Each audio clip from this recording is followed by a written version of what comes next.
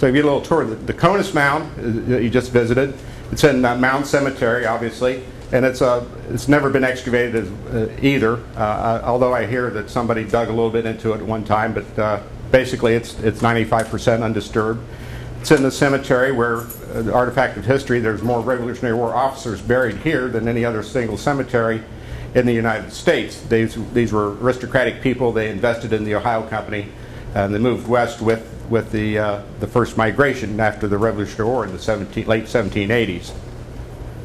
This is Conus Mound, and you can see it's surrounded by the ditch that you noticed, and it's a moat. And it's sort of like an anti-wall, that you have positive and negative space. Maybe this was filled with water at one time, maybe it wasn't. Who's to say, but there is a causeway to go across. But I think it's more of a separation of inside and outside, that you know what side you belong on, that the privileged people get to be on the inside and everybody else is on the outside. If you go through a big, rich housing development, you'll see a nice white fence alongside of it. You know what side of that fence you belong on. I don't know about you guys. Me, it's always on the outside.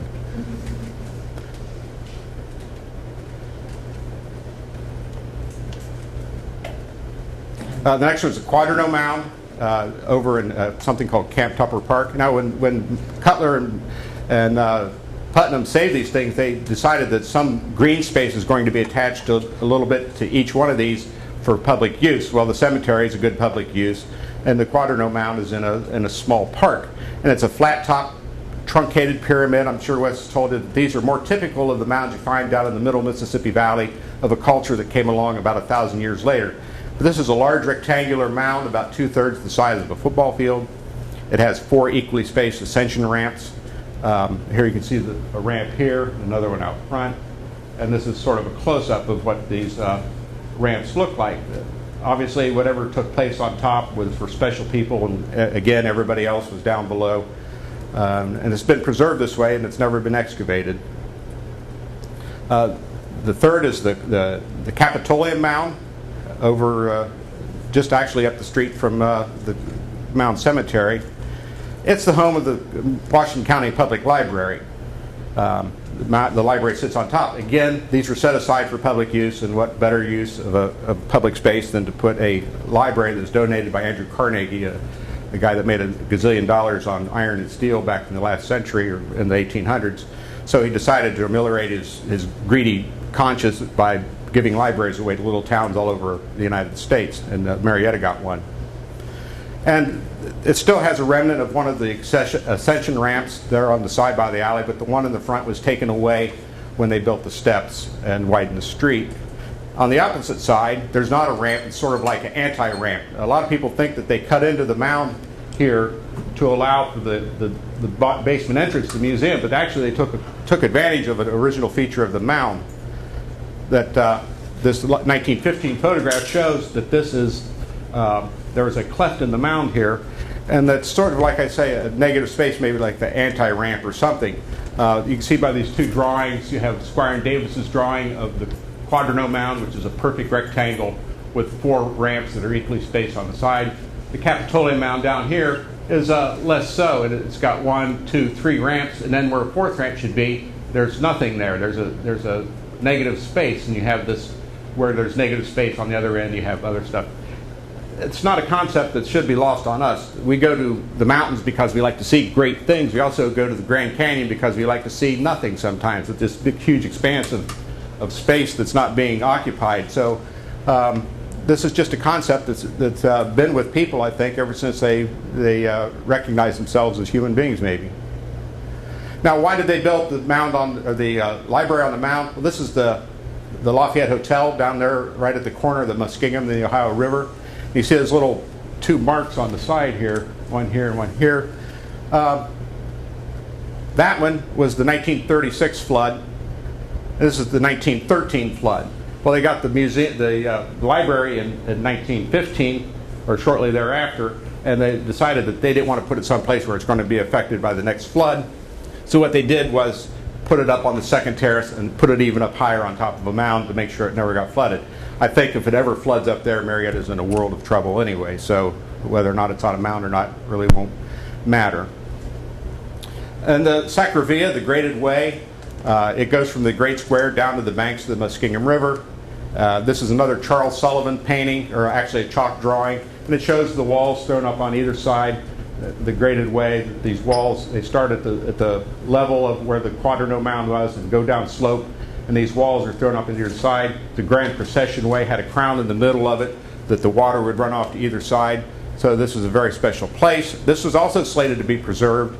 Unfortunately, the walls were made out of clay, and a brickmaker was elected to town council in the 1850s. So there's a church downtown here someplace made out of bricks from the Sacravia. Today, the space has been preserved, but not in the way it was intended. But it gives you some idea of what it was like back in the day. Now, people like Manasseh Cutler and Rufus Putnam were the rare individuals. At the same time they were saving mounds and earthworks, there were people all over the place finding out there were tremendous amounts of neat things in these mounds. And so they started digging them up. Obviously there's too many mounds to ever dig them all up, and they kept digging them up. Pretty soon there were no more mounds to dig up. So this is another John Egan painting for a fellow named Montraville Dickinson, who was a lecturer back about the time of the Civil War. And these were not just small paintings, these are great panoramas bigger than these walls, and they had several views of mounds and earthworks, just like the one we saw at Circleville. This is a mound, a vision of sort of like a composite drawing of how mounds were put together and how they're excavated.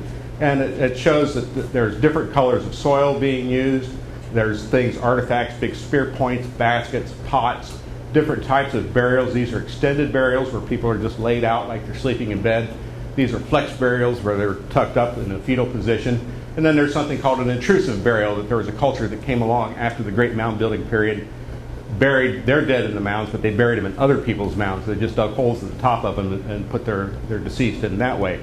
But this gives a good idea of exactly how these mounds are put together, that they're not just big piles of dirt, that they're actually constructed items. There's themes, there's rationale about how to put these together, that there's methods to go about preparing the ground, and how to actually construct it so that they're constructed items. They're not just thrown up to separate one space from another. One of the earliest people to champion the preservation of mounds and earthworks is this fellow in Circleville, Caleb Atwater.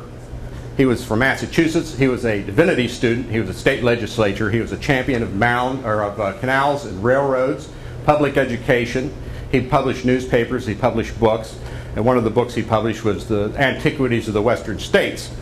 And it was the first scientific description of some of the mounds and earthworks. And this is his version of Circleville, which is still a little bit stylized, but it's a much better, more realistic drawing than that thing that John Egan did for Montraville Dickinson. It actually gives cardinal directions, gives the direction here, and it gives dimensions and all these different aspects that the Montraville Dickinson painting never showed. So this was the first attempt in the 1820s to show people out of the Ohio country what these things were all about. Unfortunately, somebody said Circleville had somebody elected in their town council that decided that ghosts can follow you in a circle, and so they needed to make their town square so that the ghosts can't go around corners and chase people and haunt their houses. So they tore down the town that was inside the circle, tore the circle and square down, and built this town plat that we had, or platted the town as it is now, which is a little bit of superstition.